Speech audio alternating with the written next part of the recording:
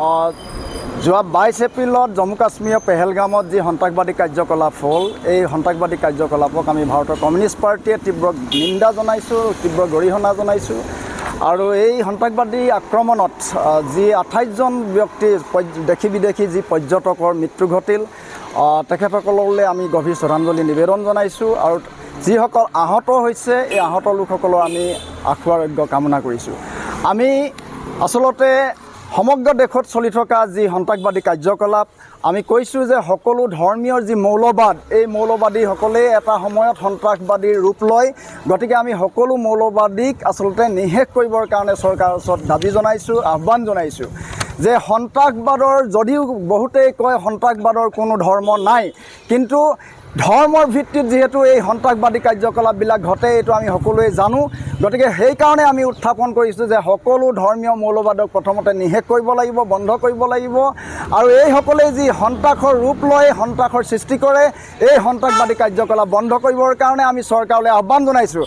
এই ক্ষেত্ৰত কেতিয়াও আমি আপোচ নকৰোঁ। আমি চৰকাৰৰ ওচৰত আমি সমৰ্থন প্ৰকাশ কৰিছোঁ। চৰকাৰে যাতে যিকোনো সন্ত্ৰাসবাদী কাৰ্যকলাপক নিষেধ কৰিবৰ কাৰণে যি পদক্ষেপ গ্ৰহণ কৰে, তাৰ প্ৰতি আমি সমৰ্থন প্ৰকাশ কৰিছোঁ ভাৰতৰ কমিউনিষ্ট পাৰ্টিয়ে।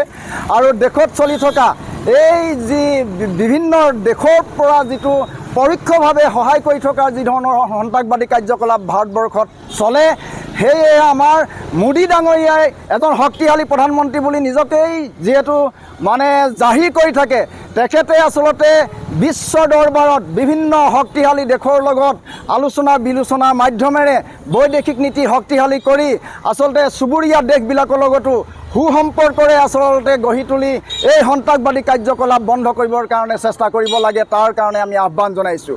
সন্ত্ৰাসবাদী যদিও কোনো ধৰ্ম নাই, কিন্তু ধৰ্মৰ ভিত্তিতে পেহেলগামত বাছি বাছি হিন্দু নে মুছলিম সুধি যেতিয়া নেকি এই ইছলামিক সন্ত্ৰাসবাদীয়ে আমাৰ হিন্দু বা দেশী বিদেশী পৰ্যটকক যি ধৰণে নৃশংসভাৱে হত্যা কৰিলে, ইয়াত আমি এই ধৰ্মৰ ইয়াত জড়িত থকা আমি প্ৰমাণিত হৈছে।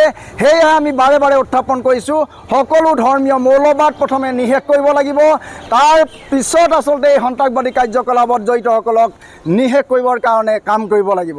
গতিকে এই আহ্বানটো আমি জনাইছোঁ। লগে লগে আমি চৰকাৰক আমি দোষাৰোপ কৰিছোঁ যে চৰকাৰে কি কাৰণে আচলতে নিৰাপত্তা আচলতে শিথিল কৰিছিল।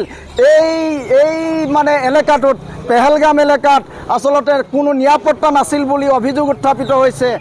ইমান এটা স্পৰ্শকাতৰ এলেকা, এই সময়ছোৱাত যিহেতু সন্ত্ৰাসবাদী কাৰ্যকলাপ এই জম্মু কাশ্মীৰত বৃদ্ধি পায়, এই মাহকেইটাত কিয় আচলতে এই নিৰাপত্তা হেৰেঙা কৰি দিয়া হৈছিল, তেনেকৈ আচলতে তেওঁলোকে শিথিল কৰি দিছিল, এই কথাটো আচলতে প্ৰশ্ন উত্থাপিত হৈছে। সেয়ে আমি কৈছোঁ যে কেন্দ্ৰীয় চৰকাৰৰ গৃহ বিভাগ, কেন্দ্ৰীয় চৰকাৰৰ যি চোৰাংচোৱা বিভাগ সম্পূৰ্ণৰূপে ব্যৰ্থ হৈছে।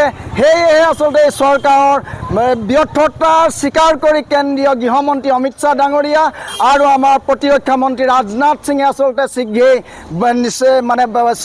পদত্যাগ কৰিব লাগে। ইয়াৰ উদাহৰণ আছে, পূৰ্ব চৰকাৰসমূহত আচলতে তেনেকুৱা ঘটনা ঘটিলে তেনে মন্ত্ৰীসকলে আচলতে নিজৰ ব্যৰ্থতা স্বীকাৰ কৰি শীঘ্ৰেই পদত্যাগ কৰে।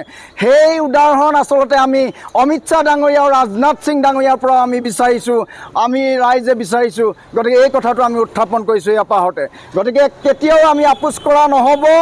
যিকোনো পদক্ষেপ গ্ৰহণ কৰি সন্ত্ৰাসবাদী কাৰ্যকলাপ ৰোধ কৰিবই লাগিব। মানৱ বিৰোধী সাধাৰণ জনতাৰ ওপৰত যি তেজৰ ফাকু খেলিছে, ইয়াক কেতিয়াও সহ্য কৰা নহয়। সকলো এই যিসকল কাপুৰুষ সদৃশ যি সন্ত্ৰাসবাদী, এইসকলক আচলতে চিনাক্ত কৰি দৃষ্টান্তমূলক শাস্তি দিয়ক।